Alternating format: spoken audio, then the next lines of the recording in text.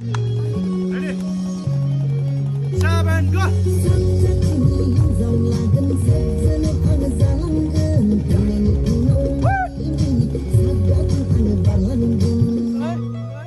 Hello लोगोफोर दिनैनि बे गुबुन मोनसे सर्ट आपडेट भिडिअहाय नोंथांमोन गासैखौबो बरायहरनाय थालायबाय दे लोगोफोर। स' नोंथांमोननिसिम आसा खालामो भिडिअखौहाय जागायनायनिफ्राय जोबजासिम नायलांगोन होननानै।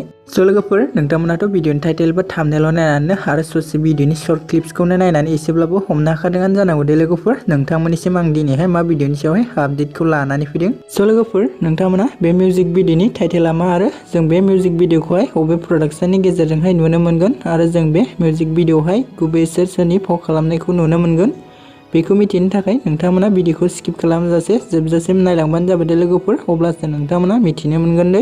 स' लोगोफोर जों बे फैनो गोनां मोनसे मिउजिक भिडिअखौहाय आरबि फिल्म प्रडाक्शननि गेजेरजोंहाय नुनो मोनगोन दे लोगोफोर। आरो लोगोफोर बे फैनो गोनां मोनसे मिउजिक भिडिअनि टाइटेलानो जाहैबाय गान्दला राजा दे लोगोफोर। ओमफ्राय जों बे मिउजिक भिडिअहाय गाहाय फाव खालामनायखौ नुनो मोनगोन जोंनि बर' फिल्म इन्डास्ट्रिनिनो एक्टर बिथांमोन थाजिम नार्जारी बिथांजोंनि लोगोसे जयतिका बसुमतारी बिथांखौ दे लोगोफोर। ओमफ्राय लोगोफोर जोंहा बे मिउजिक भिडिअनि डिअपि आरो केरिय'ग्राफखौ खालामदों सोरां बसुमतारीया दे लोगोफोर। आरो लोगोफोर बे गान्दला राजा मोनसे अफिसियेल मिउजिक भिडिअखौनो रोजाबदों रिंखां ब्रह्म बिथाङा दे। ओमफ्राय लोगोफोर नोंथांमोना बे भिडिअखौ दानिफ्रायनो सोर नायनो थाखाय एक्साइटेड जाना दं कमेन्टनि गेजेरजों फोरमायहरबानो जाबाय दे लोगोफोर।